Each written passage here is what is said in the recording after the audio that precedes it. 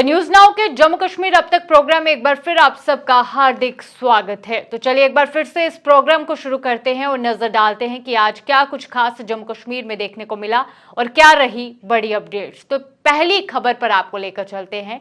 आपको बता दें कि जम्मू संभाग के राजौरी और जम्मू जिले में आतंकवाद आत्मघाती हमला कर सकते हैं। इसे लेकर सुरक्षा की सभी एजेंसियों को अलर्ट किया गया है। पुलिस, सीआरपीएफ, सेना, एसओजी सहित अन्य सुरक्षा एवं खुफिया एजेंसियों को सतर्क रहने के लिए कहा गया है।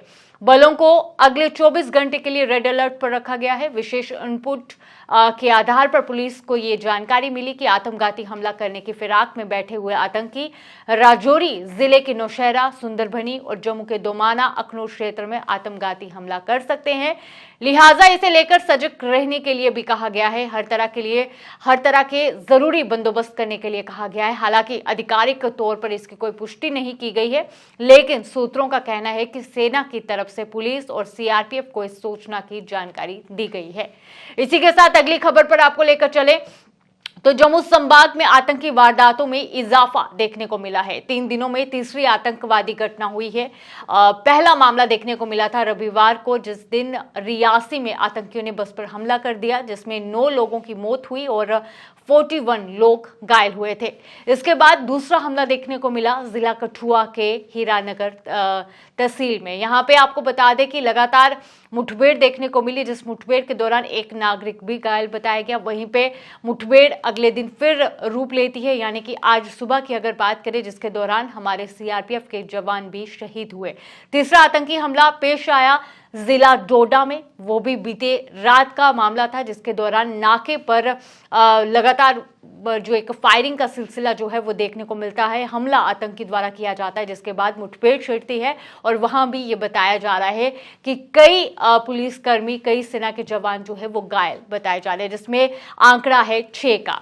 इसी के साथ आपको बता दें कि लगातार आतंकियों द्वारा इस तरह की वारदातें की जा रही हैं, जिसके बाद से लगातार हर किसी में दहशत मची हुई है, डर का माहौल देखने को मिल पा रहा है। तो चलिए आपको जिला कठुआ के अगर दृश्यों की बात करें तो आज वहां पे मुठभेड़ देखने को मिली। तो चलिए सीधा रुख करते हैं जिला कठुआ की ओर।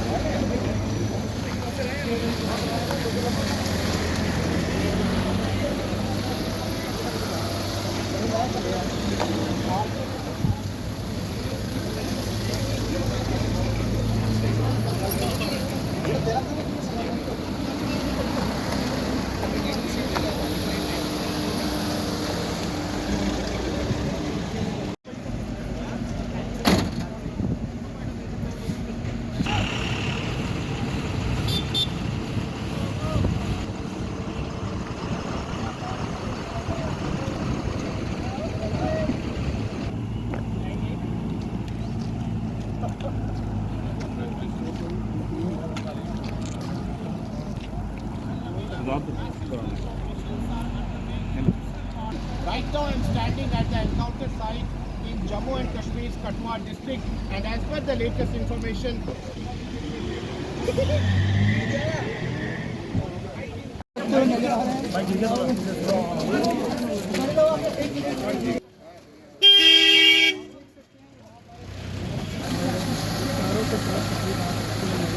की वारदात को अंजाम किया जाए, लेकिन उससे पहले ही हमारे चौकस सुरक्षा बलों ने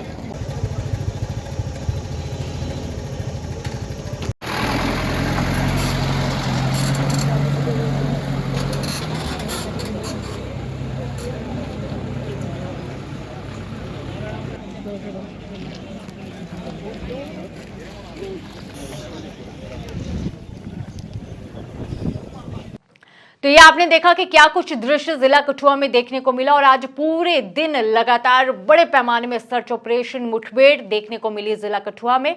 वहीं पे एडीजीपी जम्मू जोन आनंद जैन ने कहा कि हीरानगर में हुई मुठभेड़ में बहादुर जवानों ने दोनों आतंकी को मार गिराया है। हालांकि ऑपरेशन अभी भी फिलहाल देखने को मिल पा रहा है। इलाके में किसी अन्य आतंकी के छिपे होने की आशंका से इनकार नहीं किया जा सकता, ऐसा कहना था एडीजीपी जम्मू आनंद जैन का। क्या कुछ कहना था उनका, आइए नजर डालते हैं।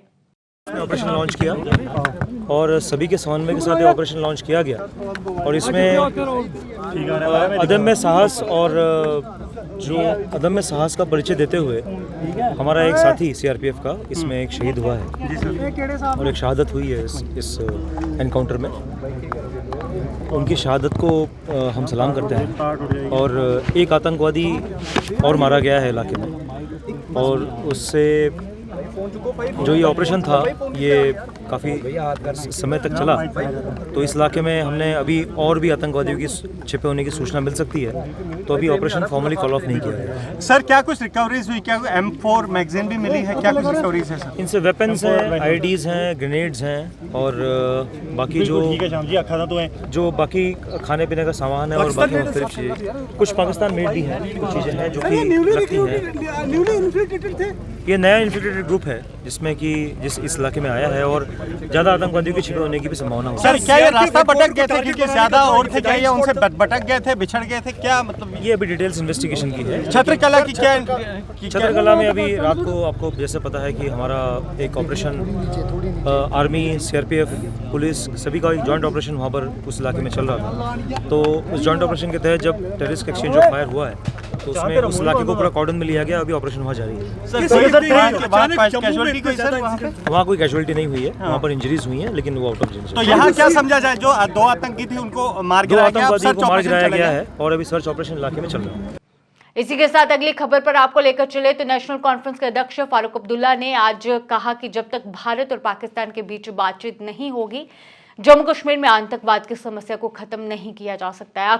आगामी समय में प्रदेश में अमरनाथ यात्रा होने वाली है, साथ ही साथ विधानसभा चुनाव भी होने वाले हैं। ऐसे में इन घटनाओं पर रोक लगनी चाहिए, ये कुछ कहना था नेशनल कॉन्फ्रेंस के अध्यक्ष डॉक्टर फारूक अब्दुल्ला का जब उनसे सवाल किया जाता है सिक्योरिटी को लेकर और जम्मू में जो हालात पैदा हुए उसे लेकर। क्या कुछ कहना था नेशनल कॉन्फ्रेंस के अध्यक्ष डॉक्टर फारूक अब्दुल्ला का, आइए नजर डालते हैं। जम्मू में 3 दिन में 3 हमले हुए, कैसे देखते हैं आप इस पूरी सुरक्षा को? Jammu is becoming a hotbed. I have always told you, terrorism is not going to end unless there is understanding between the two nations. Terrorism will continue, and we have to face it. Tragedy is innocent people are killed. Sir, once CRPF Innocent people are held then afterwards. They are beaten. That's unfortunate. One CRPF Jawan has also lost his life in Hiranagar attack yesterday. Many will lose. Many innocent people will die. It will happen. Unless we wake up that we have to find a solution to this. Do you think this is a high time to hold a dialogue with Pakistan? The foreign minister himself has said, only yesterday, that with China we have to continue dialogue. And he has mentioned for the first time Pakistan also. I hope they continue and they find a solution to it. We are the ones who are facing the tragedies. The innocent people of this state are facing the tragedies. And the reflection of this then happens in the rest of the country. I hope they realize time has come to end this. इसी के साथ अगली खबर पर आपको लेकर चले तो जम्मू कश्मीर में हुए 3 आतंकी घटनाओं के बाद उपराज्यपाल मनोज सिन्हा ने आज श्रीनगर के पंथा चौक स्थित श्री अमरनाथ जी श्राइन बोर्ड के कार्यालय और यात्री निवास की प्रगति का निरीक्षण भी किया। तो चलिए तस्वीरें आपको दिखाते हैं सीधा वहां से।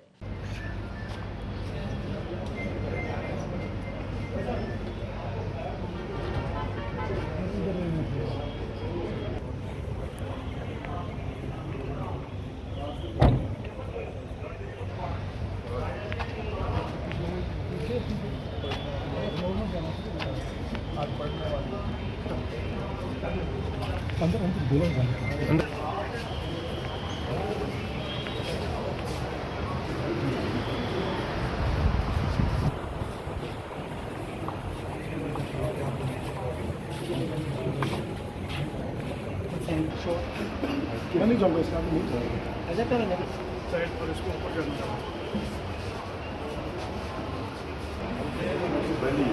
इसी के साथ अगली खबर पर आपको लेकर चले तो लगातार हो रहे आतंकी हमलों को मद्देनजर रखते हुए आज श्रीनगर के SKICC में एक लगातार कार्यक्रम के दौरान आज उपराज्यपाल मनोज सिन्हा ने ये कहा कि आपको घबराने की जरूरत नहीं है, सुरक्षा बल सतर्क है और आतंकवाद को जल्द से जल्द खत्म किया जाएगा।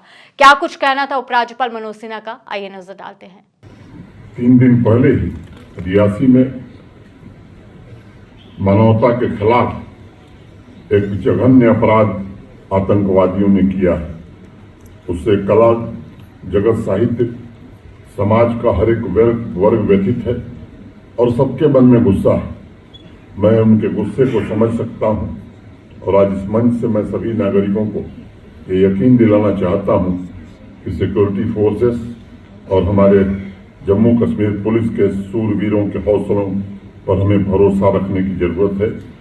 आतंकवादियों और उनके सपोर्टर्स का जम्मू कश्मीर की इस मिट्टी से नामो निशान मिटा करके ही हम चैन लेंगे। ये आज मैं आपको कुछ कहना चाहता हूँ। फहमीदा रियाज ने अपने नज्म के जरिए कुछ ऐसा ही संदेश दिया था। मैं चंद लाइनों के साथ आपके सामने प्रस्तुत करके अपनी वाणी को विराम दूंगा। कुछ लोग तुम्हें समझाएंगे, वो तुमको खौफ दिलाएंगे। कुछ लोग तुम्हें समझाएंगे, वो तुमको खौफ दिलाएंगे। जो है वो भीख हो सकता है, इस राह में रहजन है इतने, इस राह में रहजन है इतने, कुछ और यहाँ हो सकता है। अरे कुछ और तो अक्सर होता है, पर तुम जिस लम्हे में जिंदा हो, वो लम्हा तुमसे जिंदा है। ये वक्त नहीं फिर आएगा, तुम अपनी करनी कर गुजरो, जो होगा देखा जाएगा, जो होगा देखा जाएगा। बहुत बहुत धन्यवाद। इसी के साथ अगली खबर पर आपको लेकर चले तो लगातार आतंकी घटनाओं को मद्देनजर रखते हुए आज कांग्रेस की जम्मू इकाई में आज प्रेस कॉन्फ्रेंस जो है वो रखी गई, जिसके चलते प्रेसिडेंट कांग्रेस इकाई के विकार रसूलवानी ने आज इन मुद्दों पर अपना जो है टिप्पणी दी, साथ ही साथ निशाना भी साधा। क्या कुछ कहना था विकार रसूलवानी का, आइए नजर डालते हैं। ये जो series of attack, terrorist attack हो रहे हैं, इस पे हमें बहुत ही चिंता है कांग्रेस पार्टी को। और आज इस जो ये टेररिस्ट एक्ट हुए हैं, जो ये हमारे फौज के जवान अभी जख्मी हुए, बदरवा में 5 जख्मी हुए, एक SPO जख्मी हुआ, उठवा में रात को अटैक हुआ, एक सिविलियन और शायद 2 मिलिटेंट्स मारे गए। इसी तरह से कुछ दिन पहले रियासी में जो यात्रा पे अटैक हुआ, जिसमें 10 हमारे यात्रा के लोग और 34 जख्मी हुए। तो ये जो सीरीज ऑफ अटैक हो रहे हैं, इस चीज की बड़ी चिंता है हमें कि ये क्या हो रहा है इस हमारे स्टेट में, और सिक्योरिटी फोर्सेस कर क्या रही है, सरकार कर क्या रही है। जिस सरकार ने पिछले पूरे पार्लियामेंट के अंदर डंडोरा पीटा कि हमने जम्मू कश्मीर की हालात सुधारी, 370 हटा के यहां UT बना के, और पूरे पार्लियामेंट के अंदर इस नाम पे उन्होंने वोट भी मांगा। वो आप सब जानते हैं, आप उनकी स्पीच सुनिए, चाहे वो होम मिनिस्टर साहब है, चाहे प्राइम मिनिस्टर साहब है, चाहे बीजेपी के दूसरे बड़े लीडर हैं, राजनाथ सिंह जी वगैरह। लेकिन आज हालात कहां पहुंची है कि series of attacks continuously Jammu Kashmir में हो रहे हैं।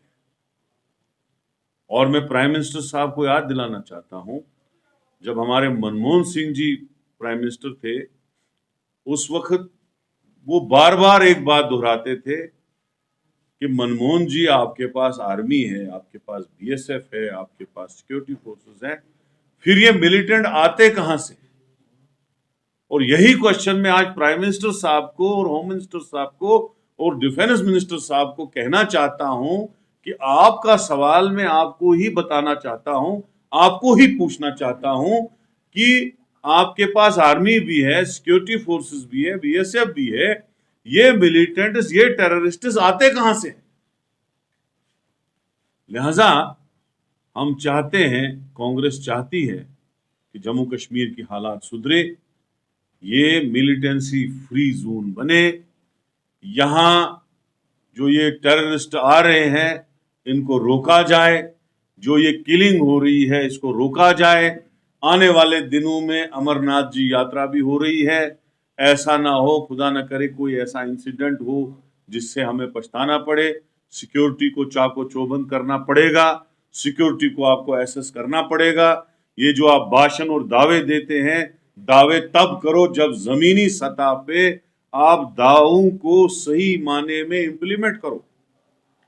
35 साल से मिलिटेंसी है, हमने कभी नहीं कहा कि हमने खत्म की। हाँ, हमारे टाइम में जब 2002 में हमारी गवर्नमेंट थी, बिल्कुल शुद्ध था माहौल, अच्छे जलसे थे, सब कुछ था, लेकिन हमने नहीं कहा, हमने कहा मिलिटेंसी कभी कम कभी ज्यादा, लेकिन 35 साल से खत्म हुई नहीं। लेकिन आप बहुत बड़े बड़े दावे कर रहे हो कि हमने खत्म की मिलिटेंसी, हालात बहुत ठीक है, टेररिस्ट इंसिडेंट कोई हो नहीं रहा है, तो ये हो क्या रहा है फिर? इस बात का जवाब तो देना प्राइम मिनिस्टर और होम मिनिस्टर। इसी के साथ अगली खबर पर आपको लेकर चले तो आज बजरंग दल की ओर से एक जोरदार प्रदर्शन किया गया और जोरदार आवाज उठाई गई और पाकिस्तान के जो है हाय हाय के नारे जो है वो लगाए गए। साथ ही साथ सरकार से अपील की गई कि जल्द से जल्द इन्हें मात दी जाए। क्या कुछ कहना था, क्या कुछ दृश्य रहे, आइए नजर डालते हैं।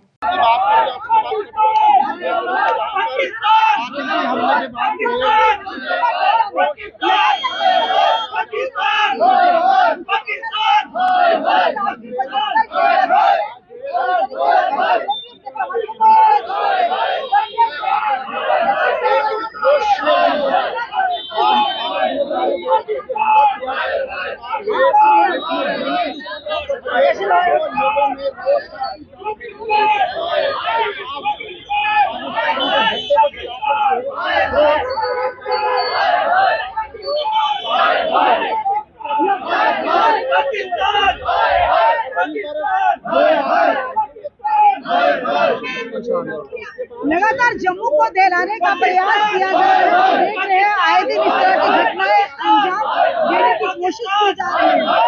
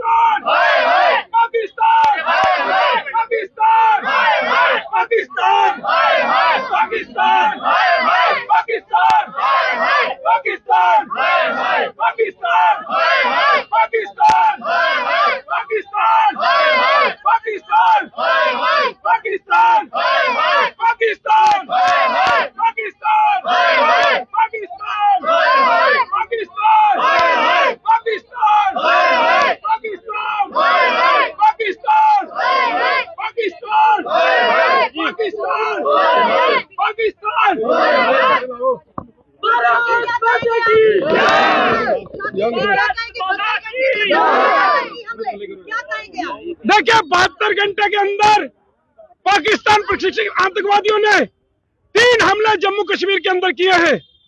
पहला हमला रियासी के अंदर जिसमें 9 श्रद्धालु जो है वो मारे गए और 41 के करीब घायल हुए। दूसरा हमला हीरानगर के अंदर जिसमें 2 सिविलियन घायल हुए और सीआरपीएफ का 1 जवान घायल और 1 शहीद हुआ। हमारी पैरामिलिट्री फोर्सेस और पुलिस ने बहादुरी से 2 आतंकवादियों का सफाया किया, उनको जहन्नुम पहुंचाने का काम जो है वो किया। डोडा के अंदर एक पार्टी के ऊपर जो सेना की थी उसके ऊपर भी जो है हमला किया गया। ये 3 हमले जो है वो जम्मू प्रोविंस के अंदर किए गए हैं। कहीं ना कहीं पाकिस्तान की और आतंकवादी की बौखलाहट जो है वो सामने नजर आ रही है। मोदी जी का तीसरी बार प्रधानमंत्री बनना उनको रास नहीं आ रहा। उनको मोदी जी के नाम की दहशत उनके अंदर जो है वो फैली हुई है। और सबसे बड़ी बात, जब जब ये आतंकी हमले हुए उसके बाद हमने विरोध प्रदर्शन किए और एक मांग केंद्र सरकार से की कि केंद्र सरकार जम्मू के लोगों को गन लाइसेंस दे। अगर किसी के पास गन होती वहां पर तो कल ये आतंकवादी जो है उसी समय ढेर कर दिए जाते। हमारी सेना, पुलिस, पैरामिलिट्री फोर्सेस की जरूरत नहीं पड़ती, हमारे लोग उसी समय उनको ढेर कर देते। लेकिन एक लॉलीपॉप गवर्नर साहब की तरफ से दिया गया। डांगरी हत्याकांड के बाद कहा गया कि गन लाइसेंस खोल दिए। 2.25 साल हो गए, अभी तक किसी को भी गन लाइसेंस एक भी इशू नहीं हुआ। क्यों इस प्रकार के लॉलीपॉप दिए जाते हैं? क्यों नहीं हमारे लोगों को गन लाइसेंस दिए जा रहे? अगर सभी के पास गन लाइसेंस होंगे तो ये आतंकवादी यहां पर ऐसी वारदातें करने का कभी भी सोच नहीं सकेंगे। हमारे बॉर्डर एरिया जितना भी है, चाहे वो पुंछ से लेकर कठुआ तक, अगर सभी के पास हथियार होंगे तो वो सेना से पहले लड़ने वाले सैनिक वो बनेंगे, वो आतंकवादियों को क्रॉस नहीं करने देंगे। तो सबसे बड़ी मांग हमारी केंद्र सरकार से है कि जल्द से जल्द लोगों को गन लाइसेंस जो है वो मुहैया करवाए जाए ताकि देश की सुरक्षा जो है और पुख्ता हो। इसी के साथ फिलहाल आज के प्रोग्राम में इतना ही। मुझे दीजिए इजाजत। धन्यवाद।